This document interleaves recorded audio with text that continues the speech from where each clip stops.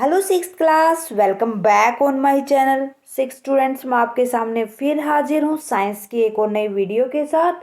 Science में आज की क्लास में हम स्टार्ट करेंगे chapter number 15, air around us. So student, आज की क्लास का टॉपिक रहेगा कि बेसिक बता देंगे हम कि एयर होती क्या है, एटमॉस्फेयर क्या होता है, 5 लेयर ऑफ एटमॉस्फेयर होते कौन कौन से हैं। हर एक लेयर को हम अच्छे से समझेंगे आज की वीडियो में। स्टूडेंट, बात करें अगर हमें प्रीवियस वीडियोज़ की, तो प्रीवियस वीडियो में हमने चैप्टर नंबर 14 तक डिस्कस कर लिया था। उम्मीद करती हूँ आपने चैप्टर नंबर 14 तक की वीडियो देख ली होंगी और अच्छे से समझ आ गई होंगी। फिर भी स्टूडेंट, कहीं भी कोई भी डाउट रहता है तो मुझे कमेंट करके बता दीजिए, या आपने अभी तक वीडियो नहीं देखी है तो फटाफट से प्लेलिस्ट में जाएं और देख लें। करते हैं आज की class start with meaning of air. देखो, हमारे अराउंडिंग, जितने भी हमारे अराउंडिंग देखेंगे तो बहुत सारी इनविजिबल गैसेस होती है जो हमें दिखाई नहीं देता। जो ये गैसेस होती है, ऑक्सीजन भी होती है, नाइट्रोजन भी होती है। तो जो ये जितने भी ऑक्सीजन और नाइट्रोजन हमारे अराउंडिंग अस है, वो क्या है? एयर है। क्या है? एयर है। उसके बाद एयर के ऊपर ये लगा के चलो कोई भी एक थिन लेयर बनी होती है, या हम क्या कह सकते हैं, थिन ब्लैंकेट है, वो हमारा एटमॉस्फेयर होता है, जो एयर को कवर अप करके रखता है एक तरीके से अगर हम बोले तो। ठीक है। So the invisible gases median around us mainly constituted by oxygen and nitrogen is known as air. So air हम किसको बोल देंगे? जो हमारे पास ऑक्सीजन गैस है, जितनी भी नाइट्रोजन गैस है वो। It is through this air that we are able to carry out the process of respiration। भाई, हम जो रेस्पिरेशन करते हैं, इनहेल करते हैं और एक्सहेल करते हो, किसके थ्रू करते हैं? एयर के थ्रू ही करते हैं, क्योंकि एयर के अंदर ही जो ऑक्सीजन होते हैं वो प्रेजेंट होती है, और जो हम कार्बन डाइऑक्साइड गैस छोड़ते हैं वो भी हम एयर के अंदर ही छोड़ते हैं। अगर एयर ना हो तो हम रेस्पिरेशन नहीं कर सकते, सांस नहीं ले सकते। कई बार ये करके देखना कि हम ऐसे थोड़ी देर तक रूम में बंद कर दो, उसकी विंडो वगैरह क्लोज कर दो, बिल्कुल अंधेरा कर दो वहाँ पर। थोड़ी देर के बाद आपका दम घुटने लगेगा, वहाँ पर आपको ब्रीथिंग पावर कम हो जाएगी। सो इसीलिए जो रेस्पिरेशन होती है, या हम बोले कि सांस जो लेते हैं और छोड़ते हैं, वो हमारा एयर की वजह से ही पॉसिबल हो पाता है।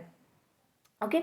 जो एयर होती है वो कैसी होती है? ट्रांसपेरेंट होती है एंड कलरलेस होती है। एयर का कोई भी कलर नहीं होता, और ट्रांसपेरेंट होती है, मीन्स उसकी शैडो नहीं बनती।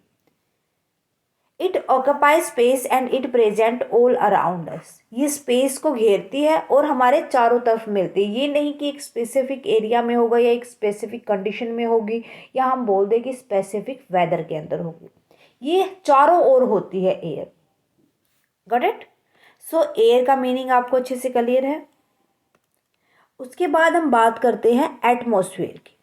भाई, एटमॉस्फेयर जो एयर के ऊपर एक लेयर बनी होती है, उसको हम बोलते हैं एटमॉस्फेयर, या हम बोलते हैं thin blanket of air surrounding the surface of the earth is called atmosphere.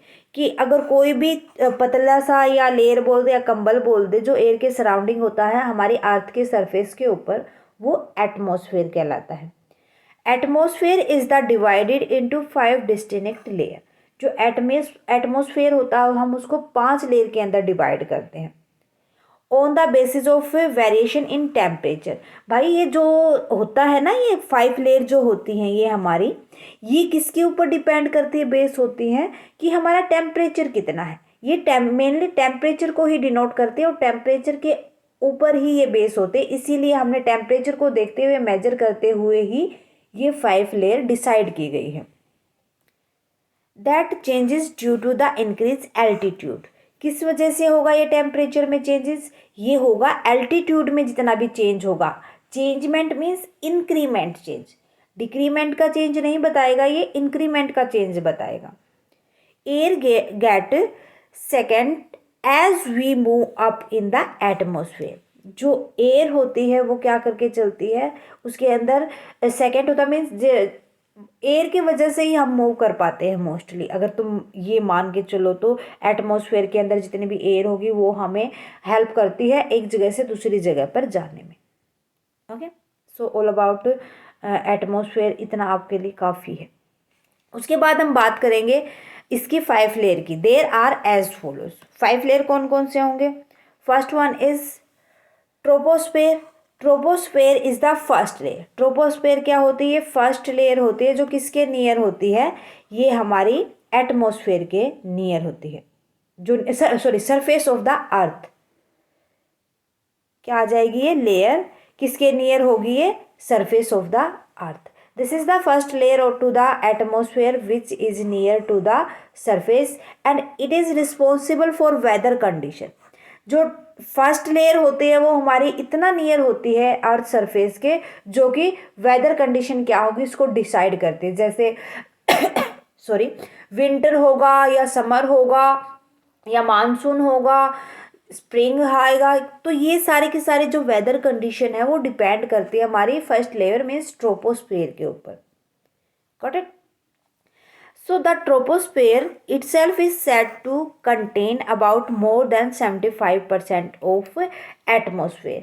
जो हमारा एटमोसफेयर होता है उसके अंदर 75% से ज़्यादा, क्या 75% से ज़्यादा हमारे पास ट्रोपोस्फेयर कंटेन करके चलता है। कितना एरिया? 75% of atmosphere. ये बहुत ही इम्पोर्टेंट है, इसको हाई मार्क करके चलना है हमें। आपसे पूछ ले कि कितने परसेंट ट्रोपोस्फेयर के पास होता है एटमोसफेयर? 75% होता है, जो सबसे ज़्यादा ट्रोपोस्फेयर के पास ही होता है। ओके, देन उसके बाद आता है stratosphere. This is the layer just above the troposphere. अब ट्रोपोस्फेयर ये वाली लेयर थी, इसके ऊपर जस्ट ऊपर कौन सी आ जाएगी? स्ट्रेटोस्फेयर। जो हम बोल दे ना नियर बाय क्लाउड, जहां पर एरोप्लेन फ्लाई करते हैं, सो कौन सी होती है? स्ट्रेटोस्फेयर। सो आपसे कई बार जो एमसीक्यू वगैरह पूछे जाए आपसे या 1 मार्क क्वेश्चन पूछे जाए तो वो इस तरीके से पूछा जा सकता है कि in which layer the aeroplanes are fly, कि कौन सी लेयर पे आपके एरोप्लेन फ्लाई करते हैं, या हम बोल दें जो कि नियर बाई क्लाउड होती है, वो कौन सी आपकी लेयर होती है? वो कौन सी होगी? स्ट्रेटोस्फेयर होगी।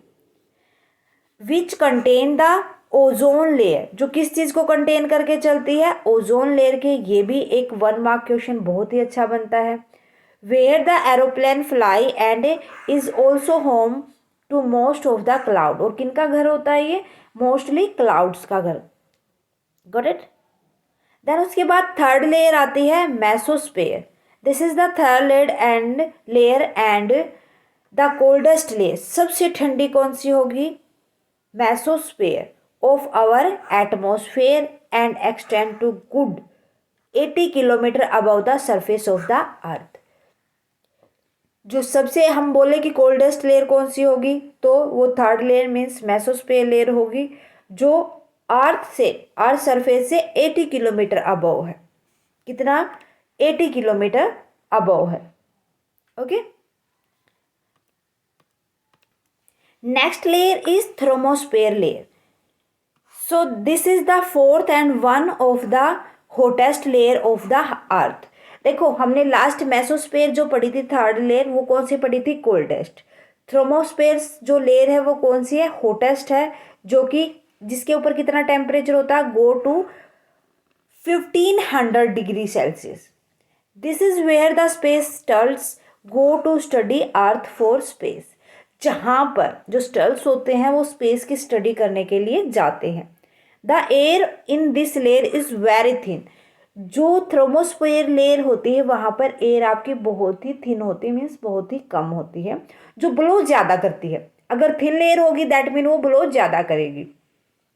And about 99.9% of atmosphere is said to lie below the this particular layer. जो आपका 99.9% जो एटमोसफेयर है वो वहाँ पर बिलो करता है। उसी के बारे में हम देखो स्पेस के बारे में स्टडी करने के लिए वहीं जाते हैं जितने भी स्टल्स होते हैं, ताकि वो पता कर सके कि जो जितने भी वहाँ का कंडीशन क्या है, एटमॉस्फेयर क्या है, एयर कितनी प्रेजेंट है, वाटर कितना प्रेजेंट है ना। सो वो किसके अंदर देखते हैं? थर्मोस्फेयर लेयर के ऊपर जाके। उसके बाद आती है हमारी जो आउटर मोस्ट लेयर होती है exosphere. This is the outer most layer of the atmosphere. जो लास्ट सबसे ऊपर वाली लेयर होती है एटमोसफेयर की, उसको हम क्या बोलते हैं? Exosphere layer. Where molecules and atom escape into space, कि जो मॉलिक्यूल होते हैं, जो एटम होते हैं ना, उनके बीच में स्पेस बहुत ज़्यादा आ जाता है यहाँ पर, into space, beginning eight 480 kilometre above the earth. अब ये क्या करता है, कहाँ से स्टार्ट होती है, एक्सोस्फीयर जो हमारी लेयर होती है 400 kilometre of earth surface. So this layer then extended into the space. अब ये कहाँ तक पहुँच जाती है, एक्सटेंड होके स्पेस तक पहुँच जाती है, जो एक्सोस्फीयर लेयर होती है। सो देखो डायग्राम के थ्रू समझते हैं।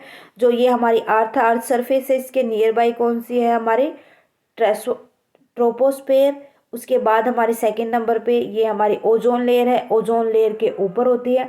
जो ट्रोपोस्फेयर होती है उसको कौन प्रोटेक्ट करके चलता है, ओजोन लेयर। उसके बाद आ जाती है हमारी स्ट्रेटोस्फेयर, स्ट्रेटोस्फेयर जिसके अंदर हमारे एरोप्लेन वगैरह फ्लाई करते हैं। देन आती है मेसोस्फेयर जो हमारी सबसे कोल्डेस्ट होती है लेयर।